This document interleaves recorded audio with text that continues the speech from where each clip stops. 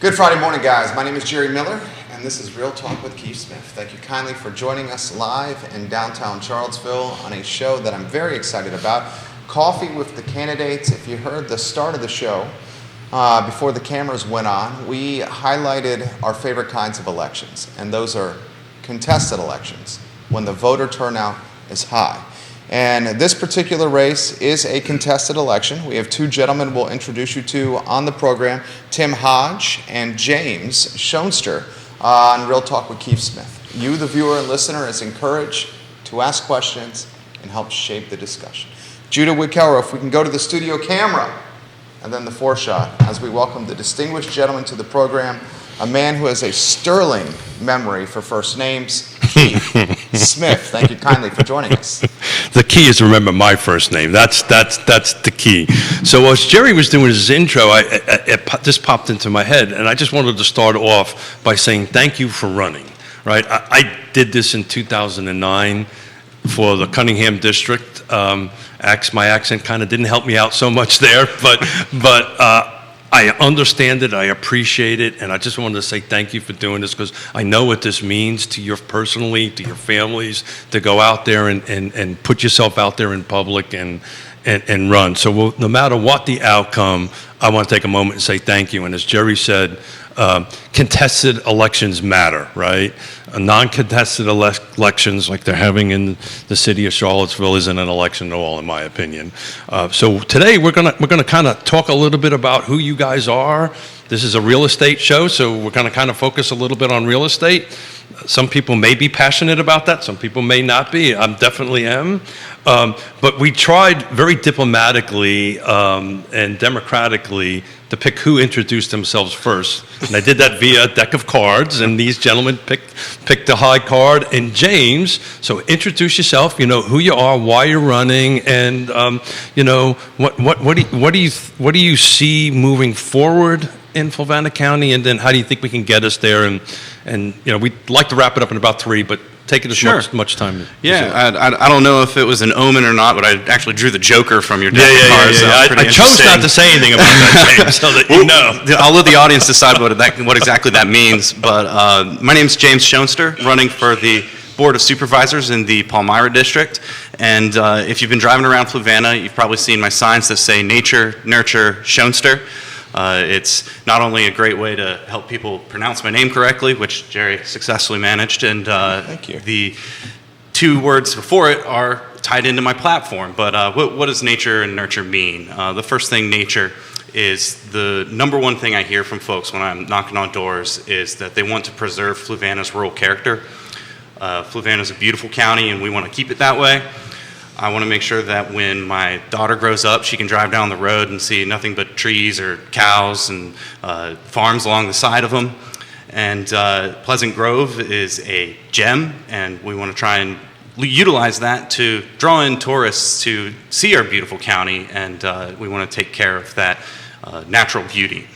The next thing is nurture.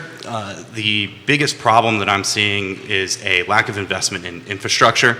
We got to do a little bit better about making sure that the people in the Fluvanna County are taken care of. We've got a bit of a shift onto the taxpayers, the residents. There's not enough commercial industry in Fluvanna County. If you take a ratio between the residential real estate tax revenue and commercial real estate tax revenue, you get about 96% on the backs of residents. And we got to have the infrastructure in our areas where we're planning development in order to attract those businesses. Now, I'm not trying to reinvent the wheel. We have a comprehensive plan where it designates these small areas for development, like Zion Crossroads and Fork Union. And it's just a matter of getting that infrastructure, particularly water, into those areas so we can get compatible businesses into those zones and shift the tax burden off the residents. When I say compatible businesses, I'm not talking about more storage units. I think we need to get things like hospitality or recreation, like a bowling alley, something for kids to do. And that way we can shift that tax burden, like I said, off the residents. A little bit about me, my whole life I've been in Virginia. I went to Virginia Tech, and my wife went to UVA, so a little house divided there. We invite neutral parties over twice a year for basketball season and once for football. How's the therapy going? It's going really well. We have fun on those game days, but otherwise she's on the same team as me. And we went and moved to Fluvanna about 7 years ago, and we have an 8-month-old daughter.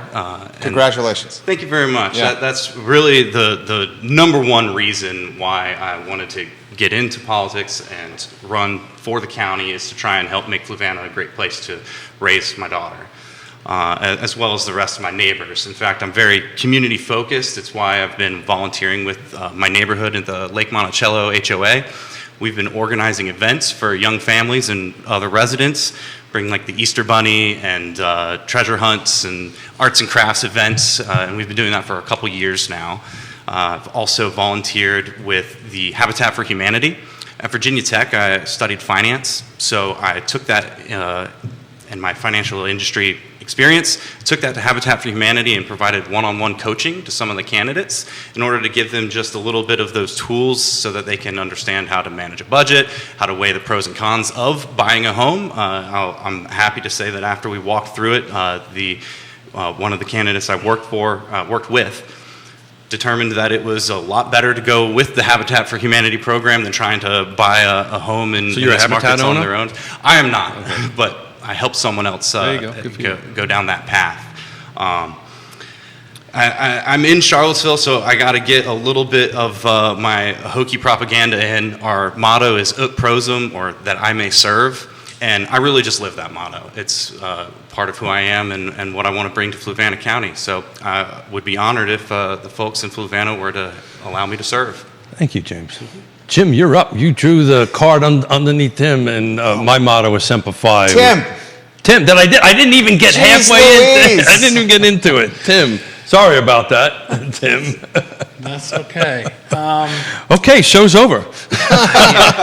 I grew up all over Central Virginia. My father was in retail, and retail's a lot like the military. You go where they send you.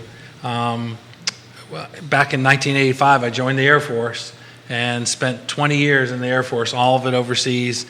I've served in Europe, Middle East, North Africa, the Balkans.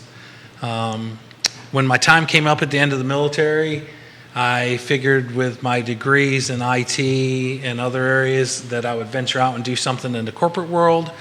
I went to work for Security Printing and Systems to put the encryption on the UK passport, and after 3 months completed that task, they invited me to join them on the corporate board, and I spent the best part of 9 years on the corporate board of a billion-dollar company. We were across 5 continents. The biggest project I ever managed there was a $800 million passport facility for the Romanian government. Following my time there, I went and decided I would do philanthropic work for a while. All of us directors of that company, when we got out, we decided that we would give back to society. I helped my friend Sarah, who had a ferret rescue. Did that for a couple months, and then I ended up going to work for the Guinness Partnership. And it's their charity arm of the Guinness Brewery, and their social housing. That's how it started, creating housing for their workers in Ireland and the UK. They ventured off into care homes. They ventured off into facilities maintenance for the houses that they owned. They were the 4th largest one in the UK. It was an incredible opportunity to see how you can put back in society for those that need it the most. As my time came up there, I decided it was time to come back home. We were debating where to go. I wanted Central Virginia. My wife wanted the beach. She wanted to be at Virginia Beach. We split the difference, chose Fluvanna. I was planning on being happily retired in Fluvanna, and they kept advertising for an IT person. Mm-hmm. So I came out of retirement again. I spent 5 years working for the county in the IT section, so I got to work with all the elected officials and in all the departments. and it was a good experience. We improved a lot of their finance systems and processes. And I tell people, had I not worked for the county, I probably would have never run for office.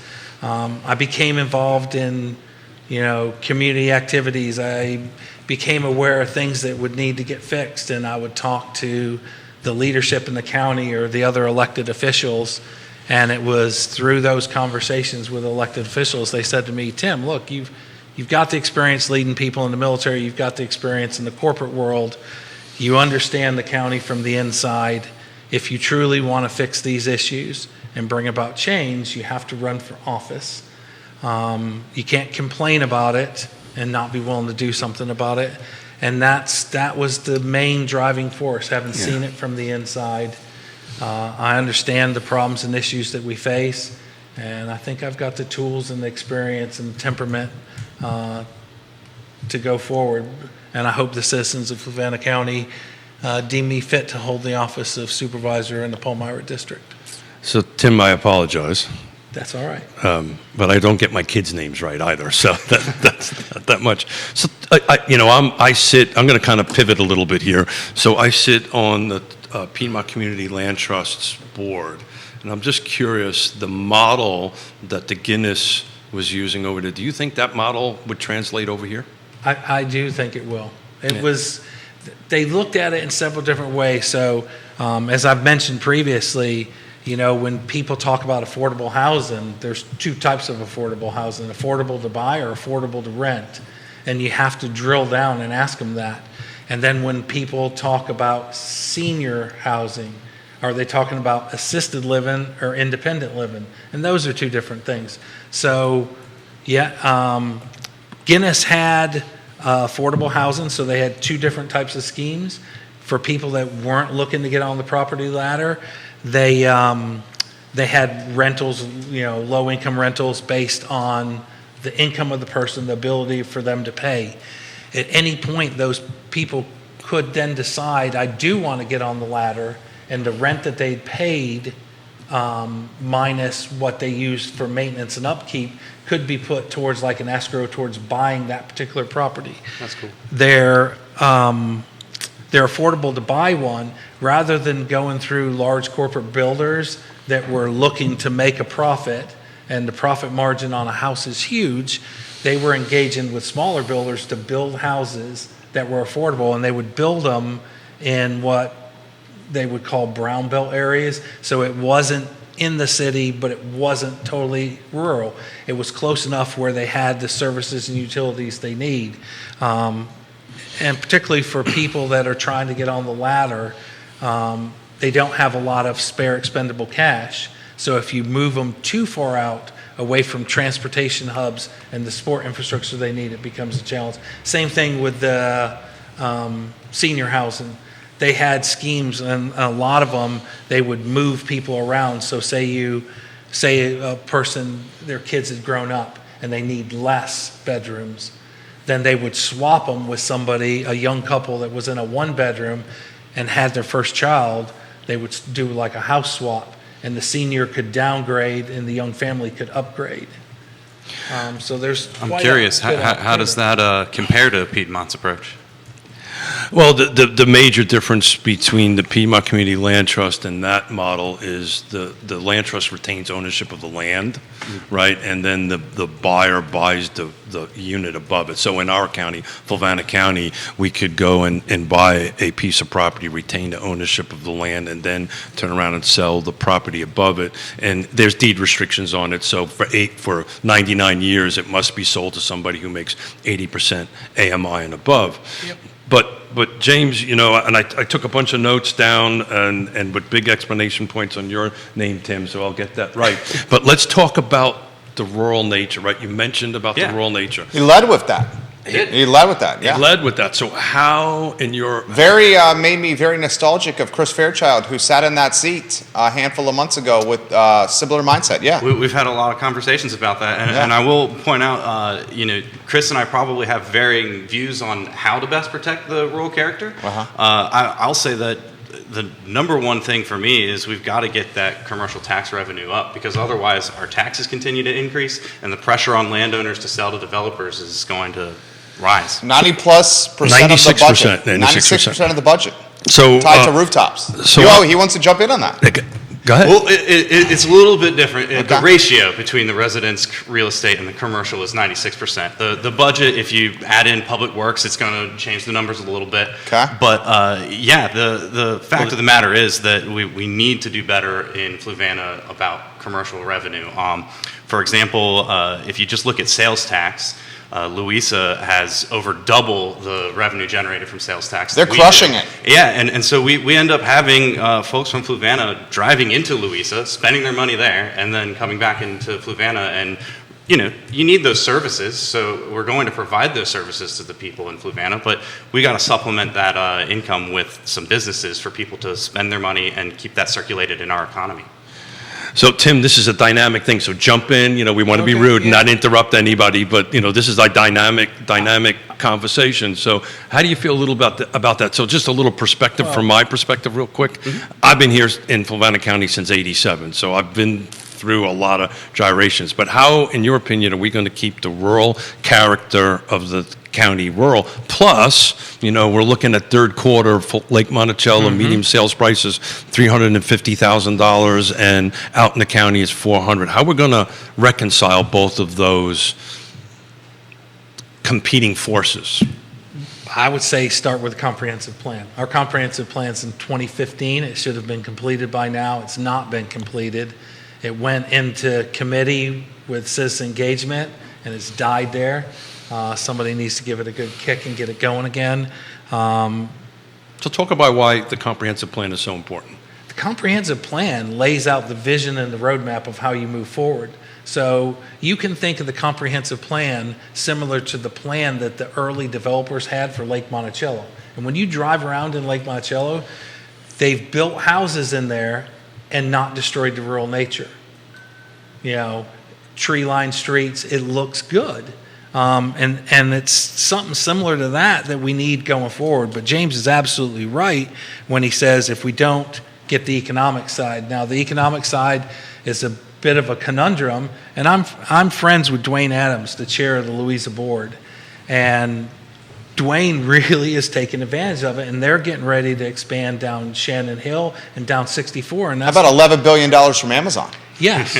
So Fluvanna's missed the ball on a few things. We could have had a Cracker Barrel there, and for the love of a sign, we decided that that's not what we were going to do.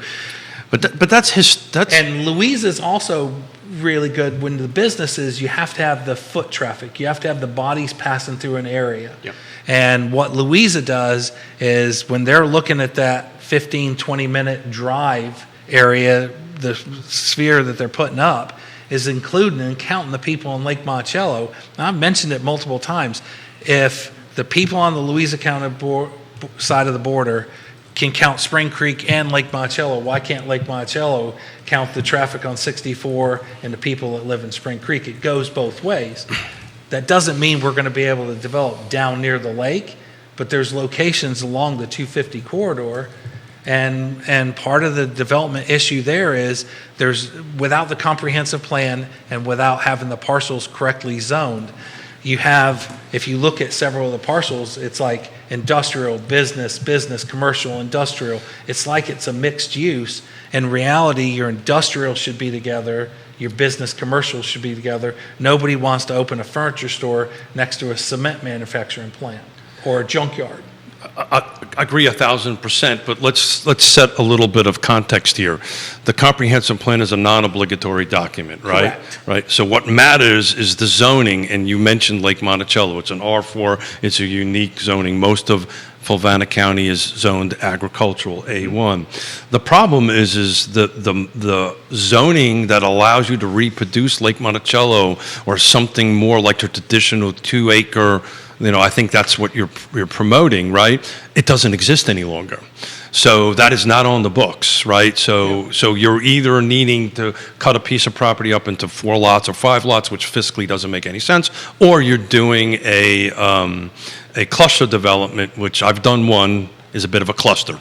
And you can figure out the rest of the word on that. So back to Jerry's point, you need infrastructure. We don't necessarily have that. Well, I mean, the viewers and listeners are chiming in with this left and right here. So my point is you can adopt this comprehensive plan, but if you don't have the zoning to support it, then it's just a document, right? So, You're right. So how are we going to amend the zoning to allow this development to happen the way you guys are visualizing it? And James, you want to chime in on that? Well, you got to be able to change those zones. And right now, even though we are only on a 2015 comprehensive plan, even those small zones for development aren't being rezoned the way that we need to. So yes, let's get a longer term plan in place, but the work to help develop those areas needs to start yesterday. Well, Tim, you want to chime in on that real quick? Yeah, I think the way you get this sensible zoning and get things grouped together right is going to have to be where business leaders, landowners who currently hold the parcels, and the economic development people that are in touch with the businesses that want to come or have the opportunity to come to your area, you may have to convince landowners to put in to rezone. It always starts with the ready, willing, and able landowner. If a ready, Yes. willing, and able landowner isn't willing to sell and the buyer isn't willing to buy, we're not It's going. not gonna We're not happen. going anywhere. Correct. And I think we've had a lot of problems on the buyer's side because there isn't that infrastructure there to encourage you to come in. You know, if you want to put a business into some of these areas and you're looking around and you say, well, the county said that water will be here in the next 5 years, and then 5 years go by and it's another 5 years before we get water I had no there. gray hair when that whole sort of thing started. Then, you know, it's no sense that it makes perfect sense that businesses will be shy to approaching these landowners for their property. And we do have water at Zion Crossroads right now. Yeah, but it's 100 and It's- some odd thousand gallons of water. It's not a But substantial. we're not Band-Aid. using it, Yeah, and they are having to flush some of it to keep the circulation in the large water 100%, tank. 100%, So that means 100%. we have greater capacity of water than we have consumption. So there is the opportunity there. Now, as businesses come in, will we be able to get more? Yes. I talked to the public utilities people, and what they said 3 to 5 years, they said it's looking closer to 3 or less. We're talking about the water from the James. The James River water, got it. and it's basically the intake, and that was a huge mistake wanting to put it at Point of Fork years Well, nobody ago. did the historical review on it. There Well, were the ones who did weren't listened to. there were people that spoke out against that, and those people were shouted down or ignored. Yeah. And it doesn't take a rocket scientist to think back in the early days, man settled along waterways. And where two rivers or two streams converge tends to be your greatest source of development. And I just don't know why we thought that would be a great idea. Comments coming in from voters. Stephen Peters. Rooftops and traffic drive the demand for commercial properties. Yep. Without enough rooftops, there will be little demand. Wanting bowling alleys and other things will not get it. Only enough customers will do that. Furthermore, Steve Peters says this: customers will not drive 20 minutes to Fluvanna when they can get what they need at Zion's Crossroads, making multiple shopping stops 5 minutes from each other. Brittany Gray chimes in. She and Cam are watching. She says, "Hi, Tim," and I believe she's running for Fluvanna County School Board. Yes, she is. We appreciate you running for supervisor. You have already done so much for our county, and we cannot wait to see you in leadership. Fluvanna needs you. Ricardo Cruz Duran watching the program. Neil Williamson watching the program. We have multiple media outlets watching the program literally as we speak. Viewers and listeners, if you'd like to chime in, put your comments in the feed. We'll relay them live on air. A handful of elected officials watching the program. The commercial and residential broker Tim Carson watching the program right now. Newspaper in Fluvanna watching the program. This question's all over the feed.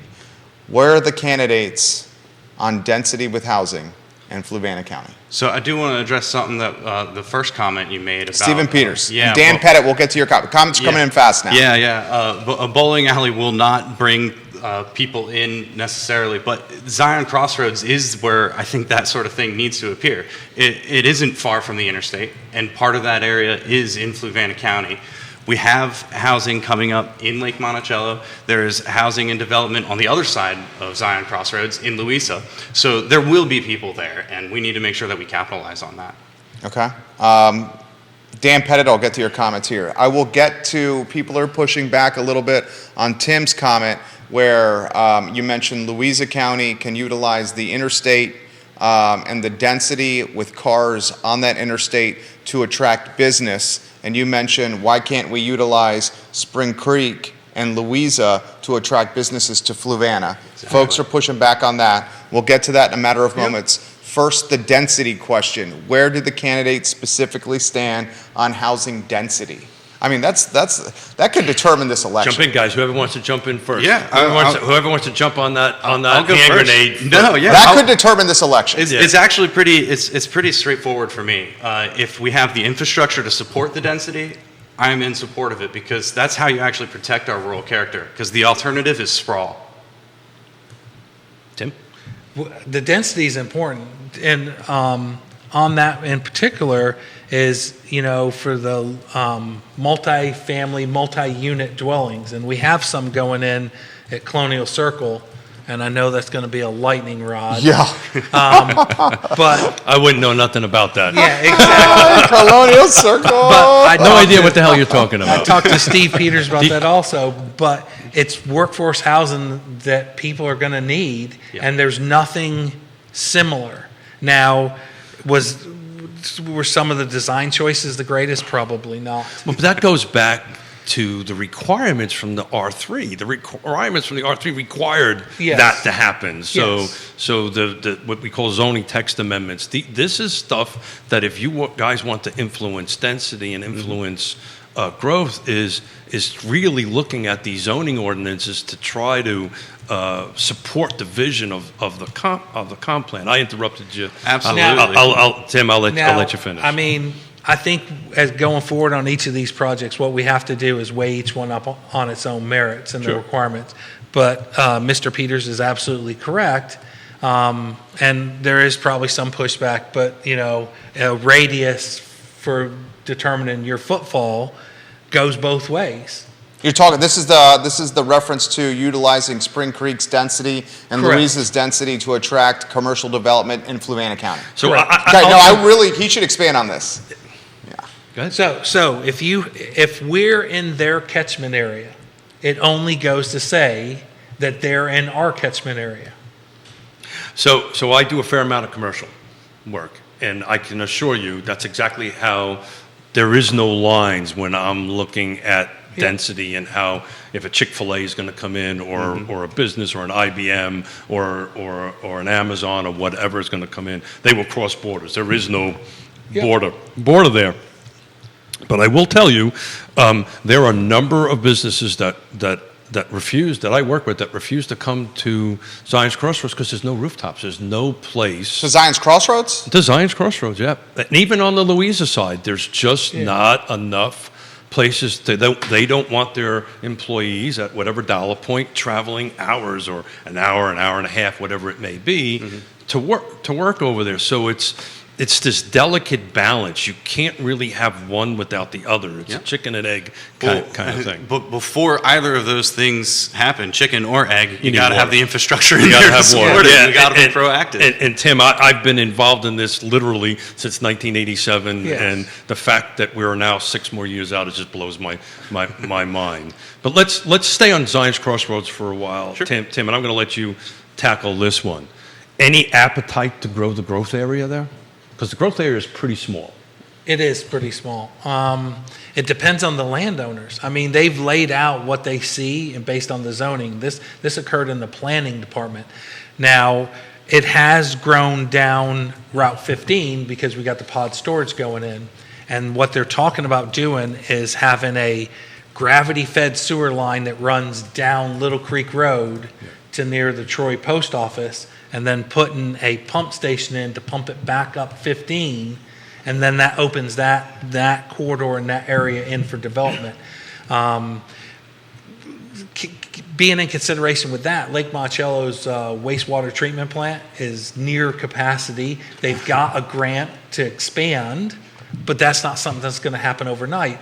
So the Lake Monticello development area is pretty much maxed out, barring any other landowner adjacent changing it. And I'm on the Ag Forestry Committee, and we just created the 20th Ag Forestry District on the southwestern side of the lake, which locked 200, well, the core of it was 200 some acres, but it was over 400 some acres is now locked up in the Ag Forestal District that can't be developed for 10 years. So if we all agree, Zion's Crossroads is kind of where we want to And see. you have your transportation links there too. See the growth.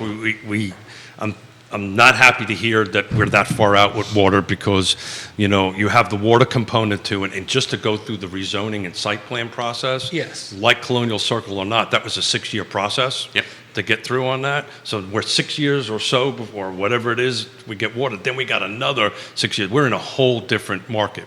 But Jerry and I constantly talk on the show about Albemarle County growing its 5% growth area.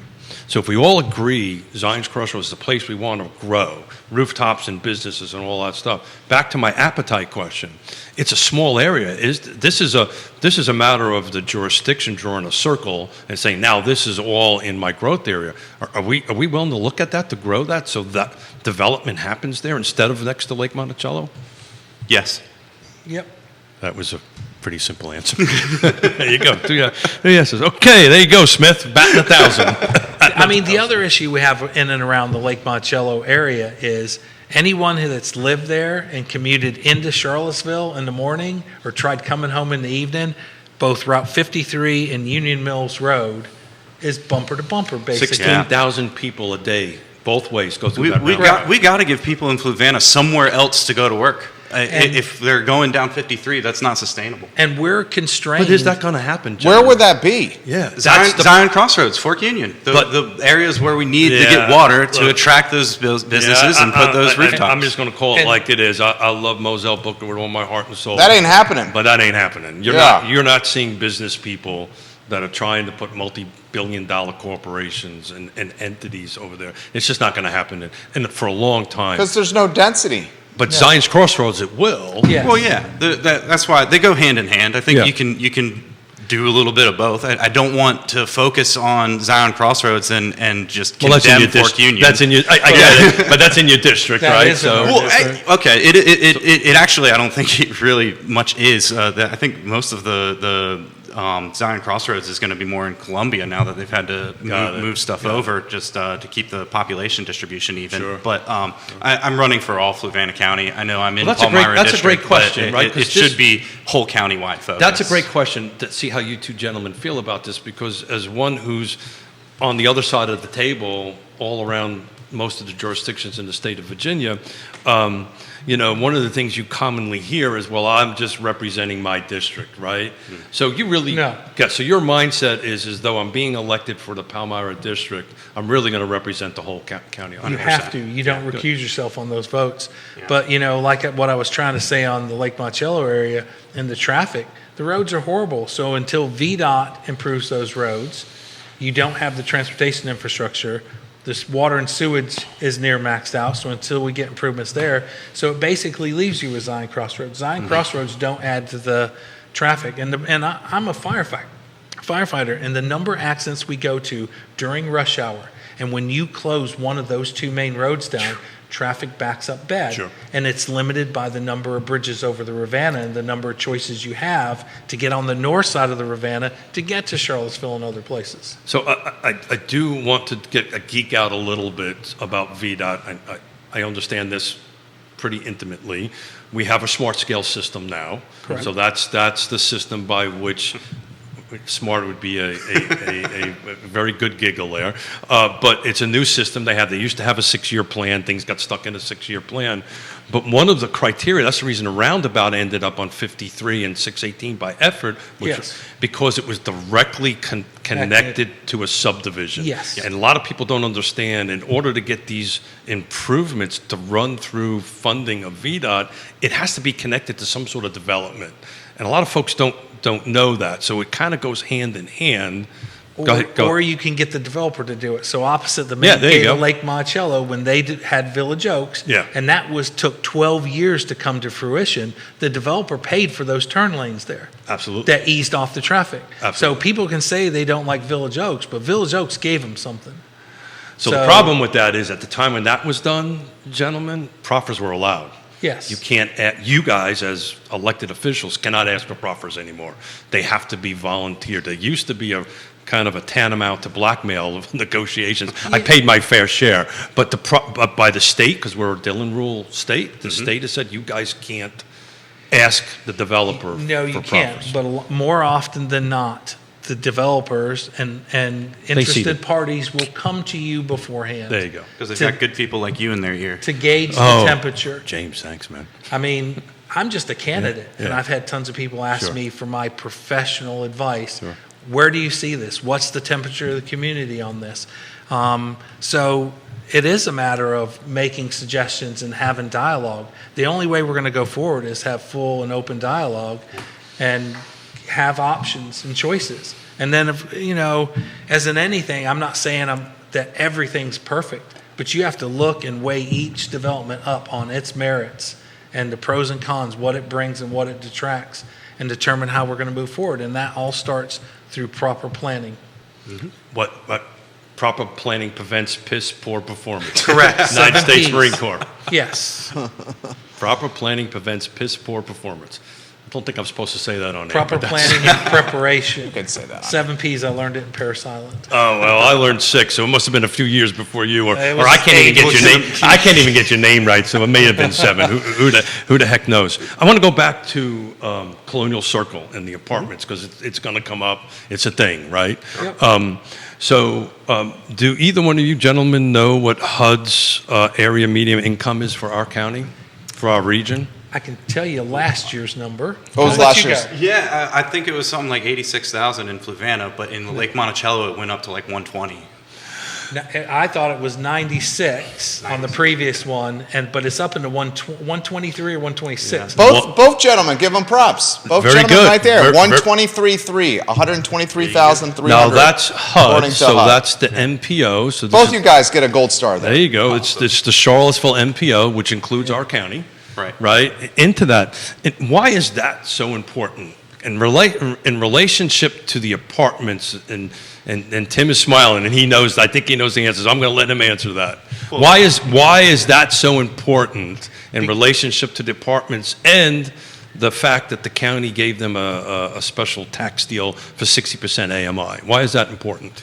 Well, with that, what it would be is it determines who can go in there. Exactly. So based on last year's numbers and the percentage that it was, and I was told it was 50%, it would have put it in the upper 40s. And most of our teachers were over that, so they were advertising this for the teachers, and all but the starting deputies were over that amount. Right. So, It's kind of smoke and when mirrors. you say this is for teachers, this is for deputies, they wouldn't have qualified. I call that a shell game. Now, the grounds people working for the county, yes. Some of the, cafeteria workers, bus drivers, yes. So there's a second side to this, gentleman, that is not just area median income. Because it's going to be a HUD project, there's maximum amount of money that they can charge in rent. Yes. So let me get this out there. Efficiency apartment, this is 2024 numbers because they've already put it out. They cannot charge any more than $13.92. 1 bedroom, $14.15. 2 bedrooms. One bedroom, $450 a month. 2 bedroom. That ain't cheap. $16.78. 3 bedroom, $2,114. 4 bedrooms, there's no 4 bedrooms, would be $2,600. So there's two sides to the equation, right? A, you got to be 60% of the AMI, which is in the 60s to 80,000, which does cover your cops and your teachers, and they can't exceed these dollar amounts. That's the balance in that. I was looking at the numbers last night for what current stock that we have, and the lower end of the current stuff was in the 900s You're per talking about month. rents. Rents. Yeah. And the average, the median was 1,300. So it's right in line with that for what we have in the stock right now. Now, of course, these apartments are going to be newer, so they'll be in better shape than some of the stuff we have out there.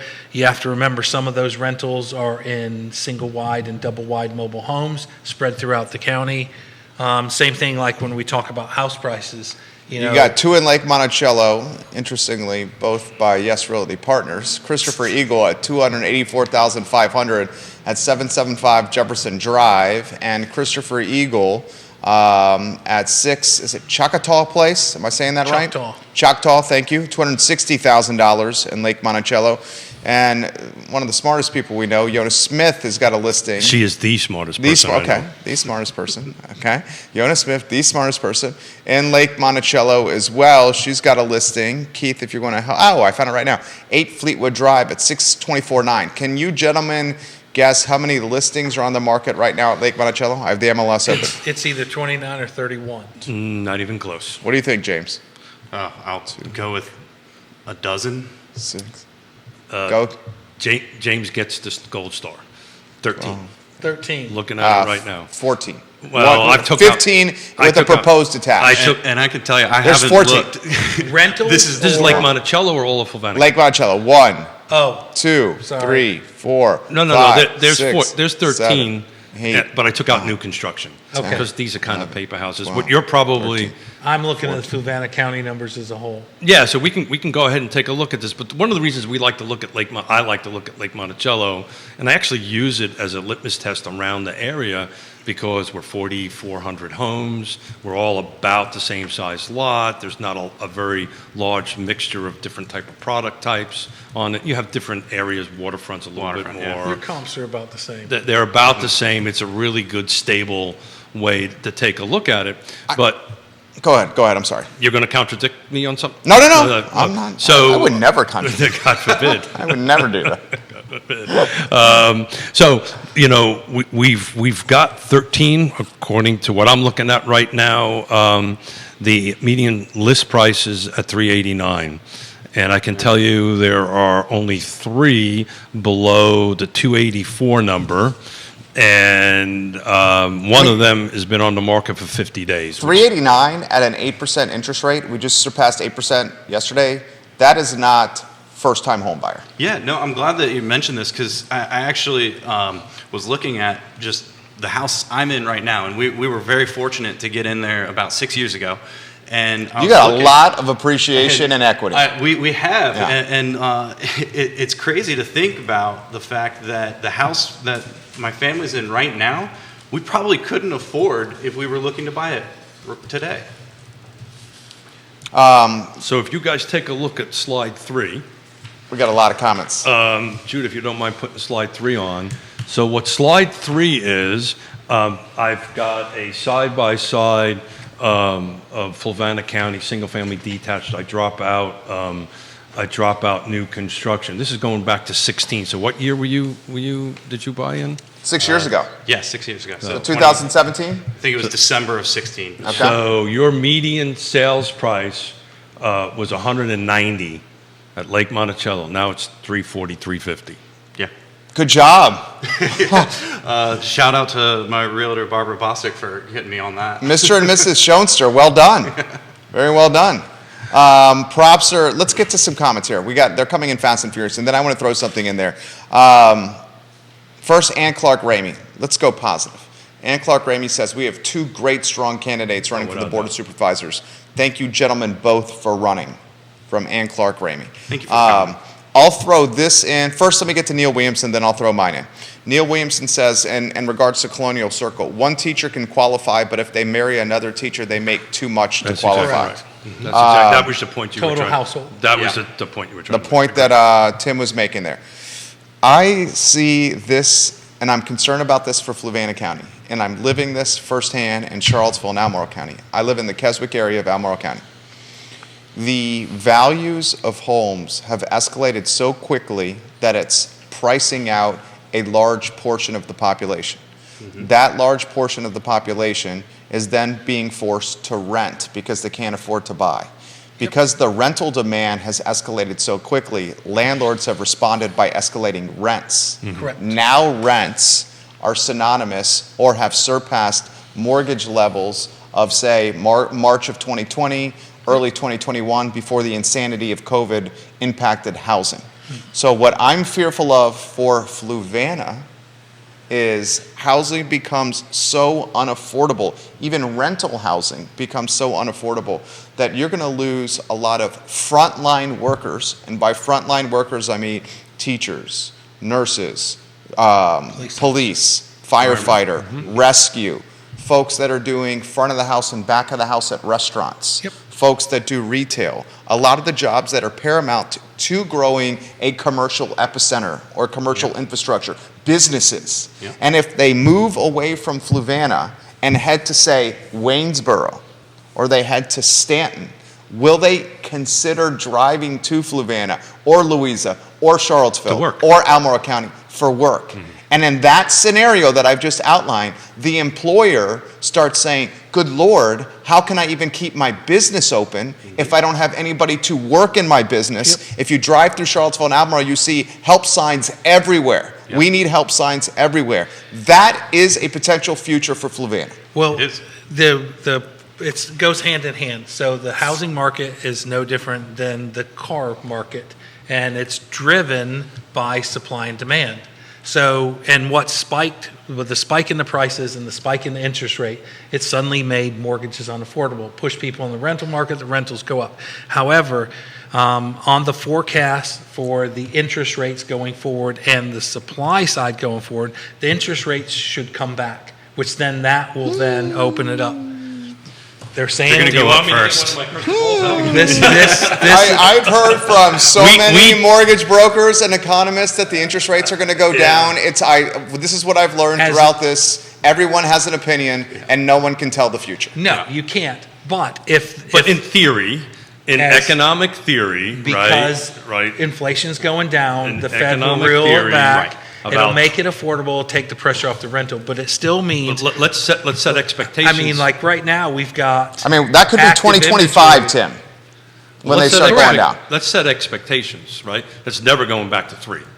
No. Right. And the problem in the market right now is there's people, and the reason there's 37 active inventory in Fluvanna County.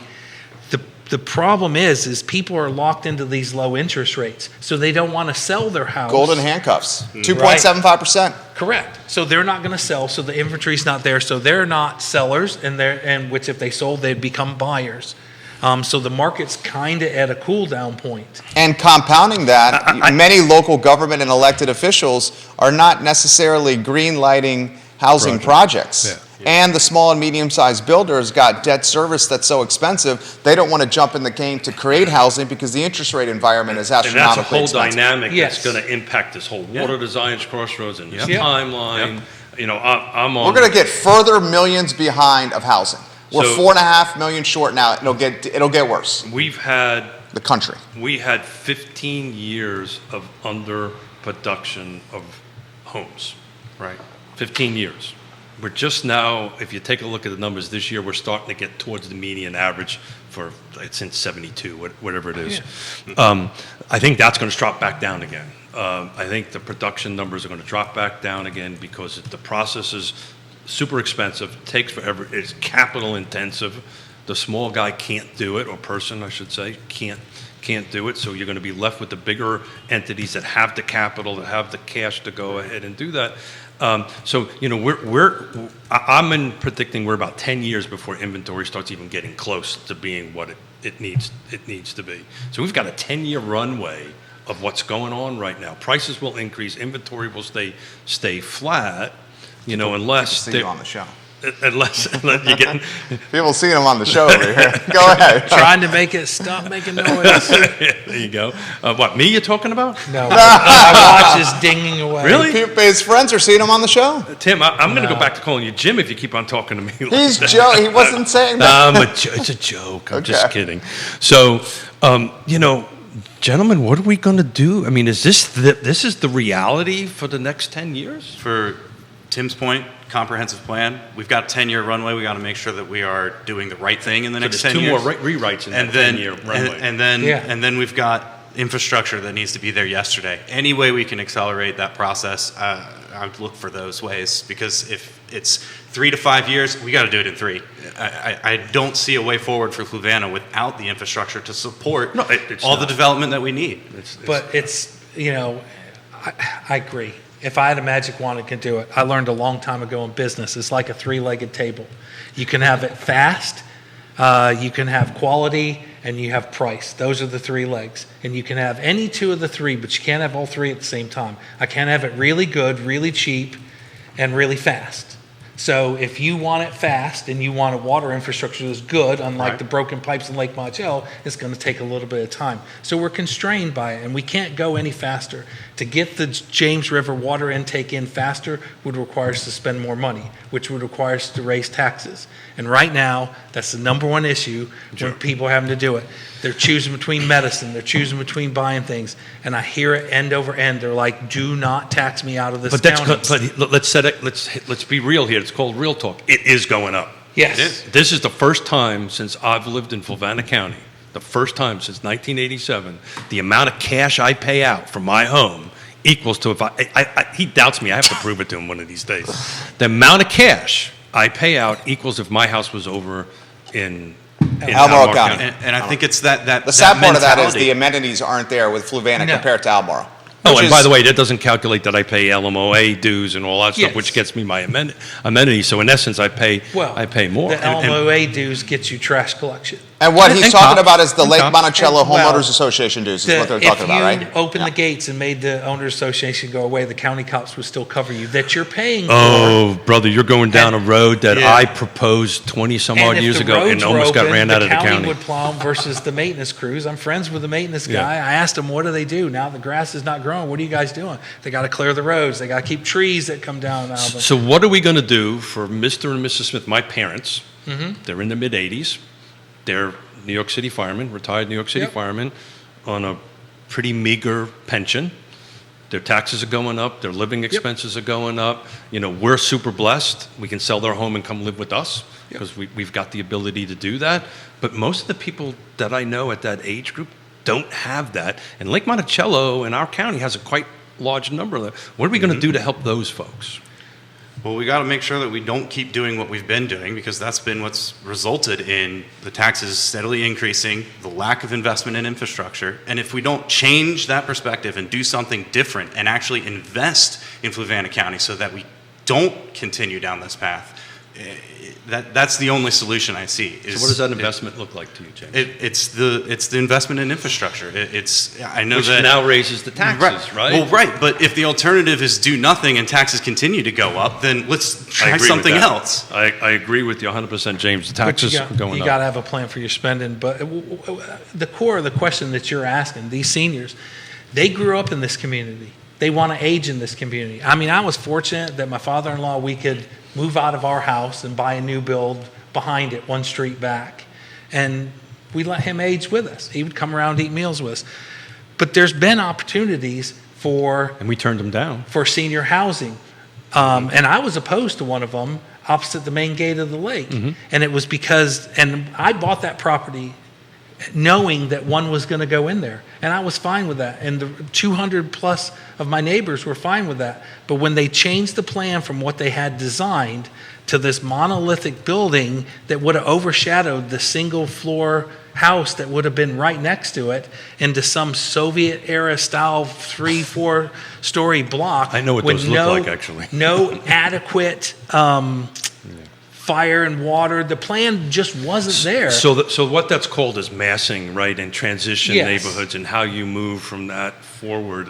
Had they went in with the original plan, we would have that right now. But a lot But of they that, didn't. a lot of that is incumbent upon the elected officials to promote their vision. That's what the comprehensive Correct. plan does, right? And it got deferred, and Chairman Sheridan at the time said, if your number was just lower, and he made it clear in the deferral that you would have swung the vote had you come back with something smaller. But greed was at play there. I don't think the numbers quite worked on it because it's expensive. did. It's Yeah. expensive to do that. I don't want to. I'm a capitalist, right? So Yeah. I lived under communism long enough to know to say I'm a capitalist. But the reality of it is that the numbers just didn't work, right? I know enough about that world. You got to hit a certain number of units to make the numbers work because it's super expensive. And so we're not going to see that stuff come in unless we have elected officials who are willing to work with the developers. I've worked in that sector, in the charity housing sector, And so unless you're trying to make money hand over fist faster than the stock market. Wasn't this the one owned by the, was it It was a church? The property was by Southern Development. Yeah, I got that, But it was the Methodist Church of Virginia was looking for a way to invest their money. So they were wanting a return greater than the stock market, which Sure, meant why they not? were looking to make Got it. money. Look at that, huh? Now they came in saying, "Oh, we're doing this for humanitarian purposes," but when the money wasn't there, they pulled out and didn't come back after the deferral. Had they lowered the number and been a little bit less profitable, maybe not got them the market rate, that would have went in. Yeah. We were for it. So you have to put the greed in check. And I've said multiple times, when we grow houses and we let developers like Southern and Ryan Homes come in, the bigger developers, they're wanting to make a certain amount of profit. And I know this firsthand because my insurance is USA. So they insure your house for what it cost them to put it back exactly the way it is. And when I told them what I paid for it, I asked them, I said, "Why are you only insuring me for this? I paid this amount for it because we can build it for less than that." I instantly knew what the profit margin on the house was, and I was shocked. Whereas, sometimes by going with a smaller developer that has a smaller margin, not trying to make as much money, may be the solution.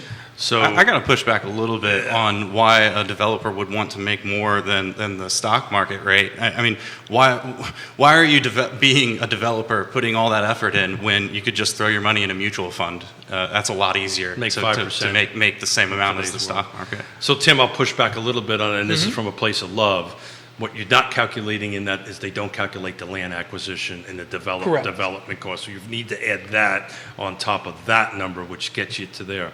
I'm a recovering developer and builder. I know Yes. what profit margins are. If I would make 3 to 5% on any deal, I would consider that a good day. So take a look Yeah. at the national Well, averages. I mean, I looked at that property down there to find solutions, GoFundMe's, put it in a conservation easement. Sure. Turn it, if nobody's going to do anything, let's turn it into a park for the neighborhood. Sure. But the amount that they wanted for that parcel was astronomical. I would never pay that amount per acre. So back to Neil Williamson, and it takes a ready, willing, and able seller. It starts at that point, and Yep. right now, people want a very absorbent amount of money, and the math just isn't Yes. going to work. I do want to switch a little bit to Pleasant Grove. Sure. So unless Jerry's got something. Oh, else. we have a lot. We have a lot. I'll try to paraphrase. We'll do our best to get to as many voter questions and comments as possible, folks. I'm going to ask this personal question. We have now gone an hour and we have not asked the question, does Fluvanna County need a new high school? No. No. Okay. We've gone an hour and we have not asked a question about any schools at all. Potentially. It depends on the demographics. I know in Lake Okay. Monticello, we've had a huge increase in young families, and That's what folks are asking. I'm contributing to that. And I think in a few, 5 to 10 years when my daughter is going to school, we may need to look at a new elementary school. I don't think that's an immediate need, but it's something that when we're setting up a comprehensive plan, we need to be considering. So does anybody actually know if the school population is growing or declining? Because I know in Nelson County It declined last year. Yeah. But when you put Colonial Circle and the other developments in, it Exactly. will go up. Yeah. And the middle school is probably the next place that's going to need the most amount of development. There is some work in Carriesbrook that needs to be carried out, the elementary school there. And there's things that needs to occur in Central Elementary. But the middle schools definitely need some work. The high school's fine. I've been in there just this year. It's beautiful, actually. And they do have some capacity. Well- But I think we're constrained at the middle school, hence why you see eighth graders in the high school to alleviate some of that. This comment's come in. Why is it Fluvanna County's responsibility to solve Charlottesville and Albemarle County's housing issues? Charlottesville just got a bunch of money for housing and Fluvanna County got nothing. I don't think it's Charlottesville's housing issue. I think it's the entire country. Yeah. Well, I think Charlottesville, I think the influences we're seeing in Charlottesville and Albemarle County are undoubtedly impacting Fluvanna. Sure. Yes. So it's They're our neighbors. So that is why we have 123,300 AMI, because it's the region. Yeah. And I've this may not be a popular thought, but this is a regional problem. This is not Fluvanna's problem. This is not Charlottesville. This is not Albemarle. This is not Greene. This is not Louisa. We're talking about Fluvanna, right? How we're going to take care of Fluvanna, but those influences impact that. Back to your comment about how Spring Creek impacts our side of it. Yes. There's no, well, it stops at the border and you stay here. There is no border guards at. Right. A bulk of our workforce works and lives outside of Fluvanna County. I believe that number is 80%. It's a lot, yeah. We are a bedroom community. So it's where people, their jobs in Charlottesville, it's where they choose to live. And they chose Fluvanna because of the rural nature, the nice drive countryside. It's a 30-minute drive. And the taxes were lower. But it's at the point that you can't afford it. You're at 350. Correct. Yeah. Well, so when At I'm talking about when I what is the decided rate, to come Jerry? to Fluvanna. 7.31, 7.5? The interest rate? Yeah. Yesterday surpassed 8%. Okay, Yes. so over 8%. Didn't look at the interest rate this morning. Didn't want to get depressed. Talking to you guys. Over But 8%. I want to go back to Pleasant Grove and the high school for a moment. Okay.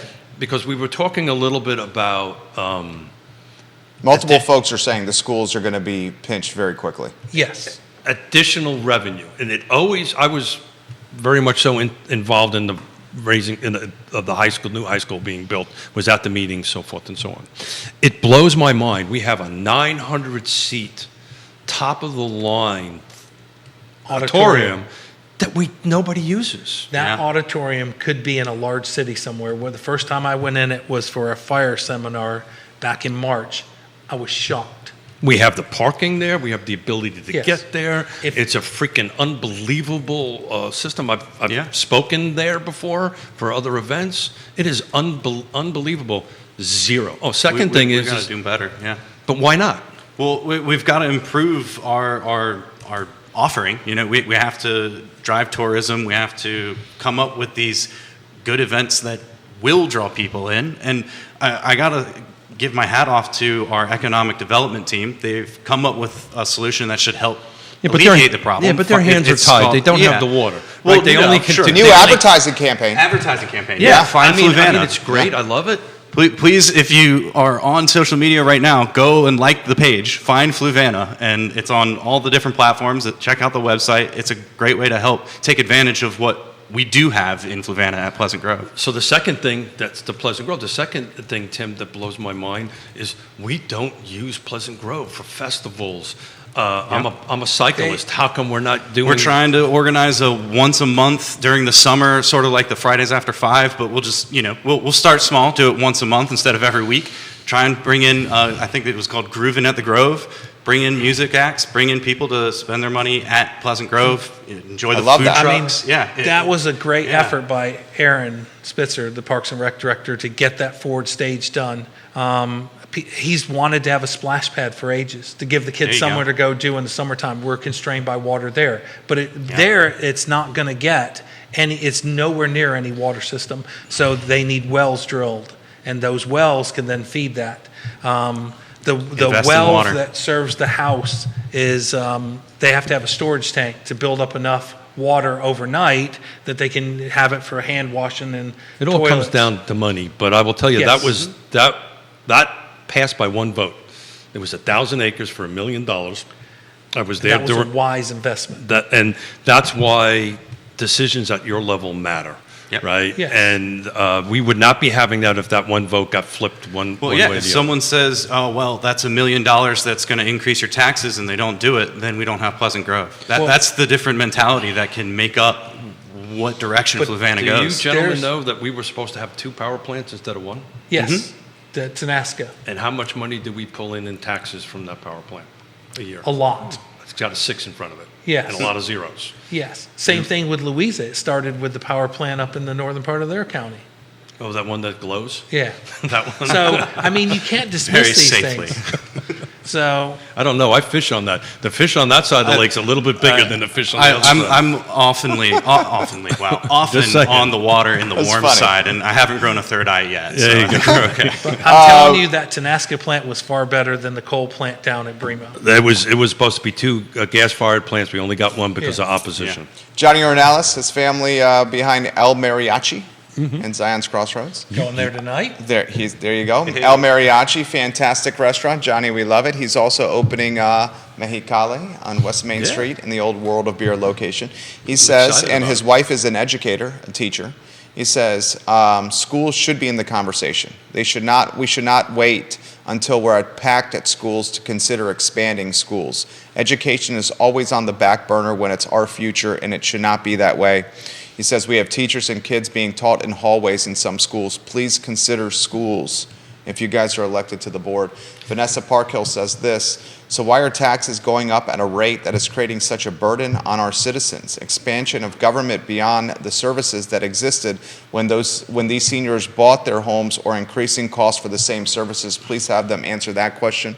I'll throw that to you. We have a boatload of comments coming in here. Why don't we pick up the pace and tempo with about 7 minutes left, maybe 30 seconds and answer for you guys, and then I'll throw them to you. I'll touch on the schools. I'm a huge supporter of funding our schools. In fact, in this last budget season, I was vocal in support of the school board's budget request, and I asked the Board of Supervisors to fund it in full.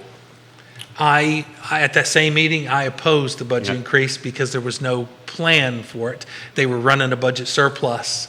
And my thinking was, why would I give you more money if you have a budget surplus? Use the budget surplus to fund your needs.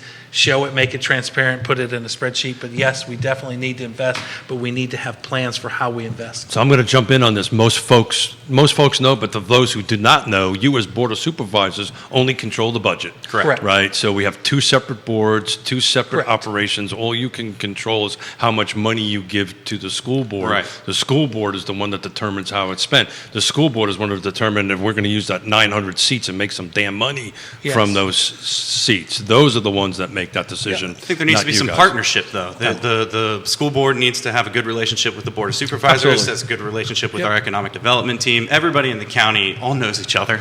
There's no reason we can't sit down and work these things out. Next one, John. This one from Carla Gentry. We attended Groovin' at the Grove. While it was a nice event, there was not much variety in food trucks. Another idea would be to have a dedicated space for young children during this time, face painting, games, etc. The children we saw were having a good time, but most were just running around. A space for them to play would be nice and possibly would draw young families. Multiple people are saying there's nothing to do for children in Fluvanna County. Topic. Gentlemen, go on that one. Yeah, it was a dry run, a dry run with beer, I guess, not so dry, but it was a great event that can be improved. I think it was an attempt to prove that it's workable in theory, and now we just have the model and we can improve on it, we can build on it. I know from my work with the Young Residents and Families Committee at Lake Monticello, we've had some events that are now reoccurring year after year, and we improve them. We get great ideas from the community, we get more buy-in from the community and volunteers to make these events better. So if you want to see those events go the way that you think they possibly could, get involved. It takes everybody. I have no doubt that Mr. Spitzer and his team will find a way to accommodate the young children. He's done an incredible job out there. His youth team's excellent. These will improve as we go. We definitely need to exploit Pleasant Grove Park for all the advantages that it has. So we have a little competition going on here, right? Because Lake Monticello is 44% of the county. Yes. So people that live in Lake Monticello have all these amenities. They have all these The parks and the other stuff. and they have so forth and so on. And once you get outside of the lake, which is the remaining balance, that's what Pleasant Grove is sharing. This one right here is from Thomas. He says, Fluvanna County is quickly turning into what Charlottesville was 5 or 6 years ago. It is no longer affordable. It is no longer a place for young families, and if we don't do something about this, we will evolve into Charlottesville and Albemarle County, as Jerry said in the beginning of the show. Please talk about affordability and how we can keep seniors in homes and how we can keep this tax burden from burdening us like it is in our personal household. We'll let Tim go It's first. that economic development piece that needs to be in place, but by the same token, this year's record tax increase was down to schools, and now we have to fund emergency rescue squad types. We need more people to step up and volunteer. I can tell you firsthand, Lake Monticello doesn't have a problem, but the other houses do. We need people to volunteer. If we don't invest in infrastructure, then we're just going to continue to be a bedroom community. Your taxes are going to continue to increase, and we're not going to do anything about it to change if we don't have that infrastructure in place to make that change. 2016 to today, third quarter over third quarter, we had a 90% increase in value. Jeez. $165,000 from median sales price in 2016 all the way up to 2003. We went up 90%. In how many years is that? 1, 2, 3, 7. 4, 5, 6, 7, 8 years if you count. Yeah. This year, roughly 8 years, we went up 90%. Anything else, Jerry, before I Oh, ask you the there's question? a ton. I mean, a boatload here. We got about 90 seconds left, viewers and listeners. This was one that really resonated with me from Laura. And Laura says, talk to anyone that's new to Fluvanna County, and they'll tell you they looked at Charlottesville and Albemarle County first to buy a house because that's where the jobs are. They're coming to Fluvanna because they can't afford Charlottesville and Albemarle County. If this trend continues, we will not recognize Fluvanna. It's certainly not the county that I grew up in. For sure. James? Well, I think that we have to have a place for people to go, and I think that Fluvanna County is in proximity to Charlottesville and also Richmond, and I'm going to sound like a broken record, but we got to get the infrastructure in for places in Fluvanna for people to work so that we have that place for them to come and live and work and play. It really does start with proactive approach. We can't just I would like to add we can't just lament what we're losing without doing anything to try and protect it. I'd like to add one quick point on the infrastructure. Particularly the water around Lake Monticello is controlled by Aqua. The Board of Supervisors cannot do nothing about that. We can talk to them, we can encourage them, but we cannot force them. They're a private company. Regulated by the State Corporation Commission. Correct. We can and advocate I've to asked people to get out there. If you don't want this 30% increase, get in touch with the State Corporation Yep. Commission. Show up in the springtime when they have the hearings. Now, the James River Water Project, we do We control control. that. That's And on us. That'll cure it to Zion Crossroads, and there is going to be a stub going into the Fork Union to feed them down there, but they definitely need infrastructure improvement. I mean, logically, Zion's Crossroad is where the growth is going to happen. It's just Correct. that's where the money is looking at to go. And I would encourage you guys, if you get on, when you get on, to go ahead and look at expanding that. It may not be a popular thing, but our area is extremely small there. It needs to be expanded so we can keep that development in that location over there and keep the rest of the county rural. Do we strike you as caring about being popular? Yeah, that's one of the things about anybody who's running for elected office. They don't care about I mean, they kind of care about popularity, but in the grand scheme of things, whoever wins becomes less popular. So that's Really what happens. and that's the reason. Half the community kind of likes you, and the other half dislikes you. Yeah. Well, That's never happened to me before. It's a shame how divisive it is. It is. That's a real It is. thing, right? That's And, It is a shame. And I kicked off the show thanking you guys, and I'm going to end it that way, thanking you guys because them props. I know how difficult this is firsthand. I really do, and this is a difficult choice, right, for folks to make coming up on November 2nd or whatever the date is. 7th. Thank you. Yeah. November 7th on that end of it.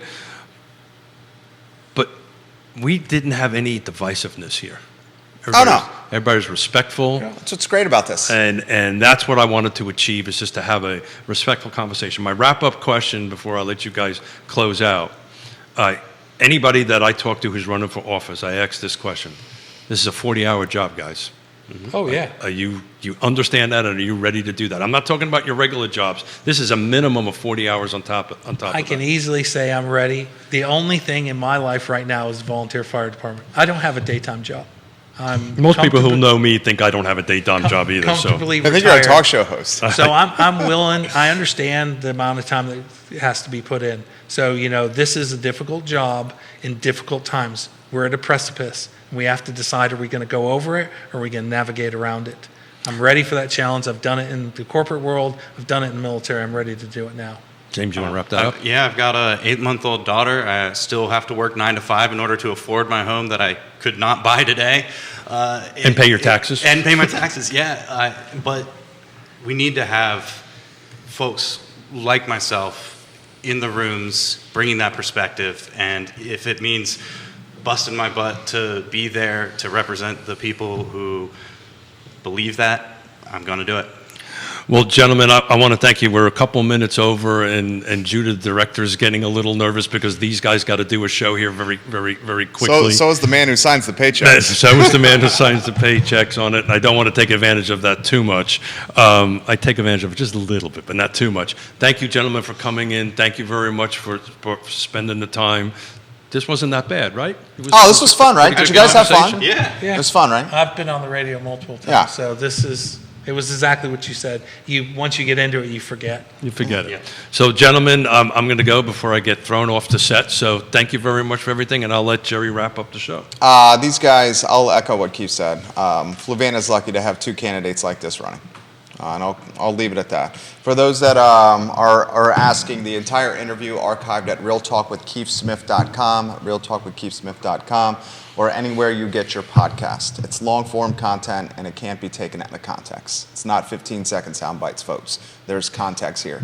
Judah Whitcower, our director and producer. The I Love CVille show is up in 56 minutes. Take care, everybody. That was excellent. Thank you, gentlemen. He's going to tell us on the mics.